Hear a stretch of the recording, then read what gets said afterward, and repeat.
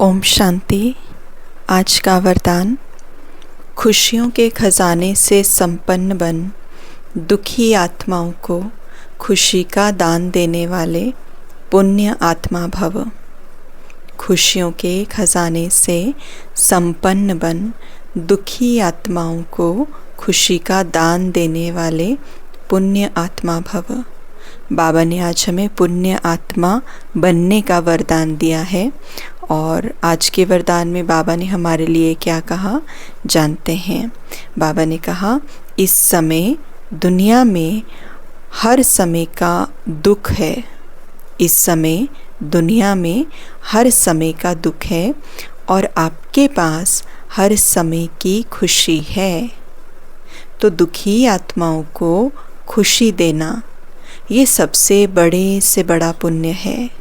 दुखी आत्माओं को खुशी देना ये सबसे बड़े से बड़ा पुण्य है। दुनिया वाले खुशी के लिए कितना समय संपत्ति खर्च करते हैं और आपको सहज अविनाशी खुशी का खजाना मिल गया। अब सिर्फ जो मिला है उसे बांटते जाओ। जो मिला है उसे बांटते जाओ। बांटना माना बढ़ना। जो भी संबंध में आए वो अनुभव करे कि इनको कोई श्रेष्ठ प्राप्ति हुई है जिसकी खुशी है। जो भी संबंध में आए उनको ये महसूस हो कि हमें कोई श्रेष्ठ प्राप्ति हुई है जिसकी खुशी है।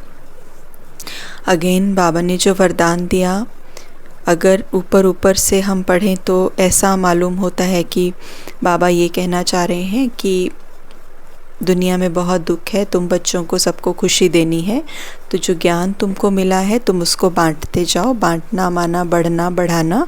तो ऐसे उन सब आत्माओं को परमात्मा का रास्ता मिल जाएगा। मोटे रूप से ये समझ में आता है, लेकिन इस वरदान की गहराई जो है वो हमारे परिवर्तन से संबंध रखती है। तो बाबा ने क्या कहा हमें कि दुनिया में हर किसी के पास दुख है और इस समय आपके पास हर समय की खुशी है। तो पहली तो चेकिंग ये कि क्या हमारे पास हर समय की खुशी है।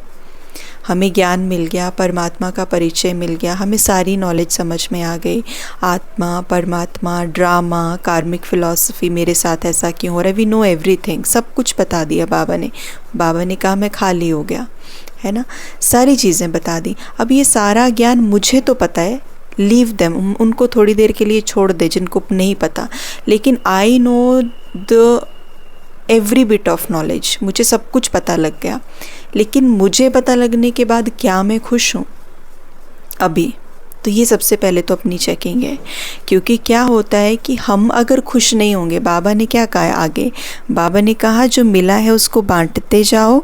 फिर बाबा ने कहा है जो संबंध में आए वो अनुभव करे कि इनको कोई श्रेष्ठ प्राप्ति हुई है। ये है बांटना एक्चुअली, कि जो मेरे संबंध में आए, जिसके साथ मेरा इंटरेक्शन हो, वो आत्मा ये सोचे कि इनको तो कुछ मिल गया है। और वो सोचेगी कैसे? जब वो मेरे व्यवहार से रिफ्लेक्ट होगा, जब वो मैं उनसे बात करूँगी, जब मैं उनके साथ काम करूँगी, जब मैं उनके साथ ऑफिस में काम करूँगी, जब मैं उनके साथ घर में काम करूँगी, जब मैं सेंटर पर काम करूँगी, जब मैं वर्किंग एरिया में काम करूँगी, कहीं पे भी, तो जब मैं उनके संबंध में आऊँगी, शब्द बोलूँगी, कुछ उनके लिए कुछ सोचूँगी, कुछ उनके साथ एक्शन परफॉर्म करूँगी, तभी तो उनको समझ में आएगा हमारा व्यवहार क्या है। तो अगर मेरे ही व्यवहार में ज्ञान नहीं है, मेरे ही व्यवहार में खुशी नहीं है, मेरा ही व्यवहार में दुखी हूँ, अप्रसन्न हूँ, तो फिर उनको तो ये लगेगा ही नहीं कि श्रेष्ठ प्राप्ति हुई है। वो कैसे आइडेंटिफाई करेंगे इस चीज़ को? और इवन दो मेरे व्यवहार में जब कुछ नहीं है, हम उनको पूरी रामायण सुना दें ज्ञान की कि आत्मा ये होती है, परमात्मा ये होती है, लेकिन वो हमें जज किस बेसिस पर करेंगे कि ठीक है ज्ञान तो मिल गया पर तुम्हारे में क्या परिवर्तन है। ऐसा ही होता है ना। अगर एक बीमार व्यक्ति आए हमारे पास और हमें बोले कि डॉक्टर तो इतना ही बढ़िया था कि आप पूछो ना कितना बढ़िया था, उसने तो मतलब एकदम से वो तो कमाल ही कर देता है, तो हम उसकी बातों पे नहीं जाएंगे कि डॉक्टर कितना बढ़िया था। हम बोलेंगे डॉक्टर तो ठीक है पर आपका हाल तो सेम ही है, आप में तो परिवर्तन ही नहीं आया।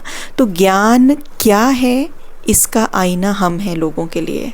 जो बाबा कहता है ना कि अगर बाप को प्रत्यक्ष करना है, और अगर आप अव्यक्त वाणियों में भी सुनेंगे, बाबा ने हर बार स्थूल सेवा की प्रेज़ करी है। ऐसा नहीं है कि स्थूल सेवा के लिए बाबा ने कुछ ऐसा, लेकिन बाबा का जो मेन फोकस रहा है हर बार स्थूल सेवा के साथ साथ, बाबा ने, आप कोई भी मुरली उठा के देख लीजिएगा, बाबा ने स्थूल सेवा के साथ साथ हमेशा एक शब्द मेंशन किया है, आपके अंदर की स्थिति कैसे है, आपके थॉट्स कैसे हैं, आपकी भावनाएं कैसी हैं। क्योंकि भावनाएं ठीक नहीं, then whatever we are doing is just a wastage of time. वो टोटल वेस्ट है, वो ज़ीरो है, वो लिटरली ज़ीरो है।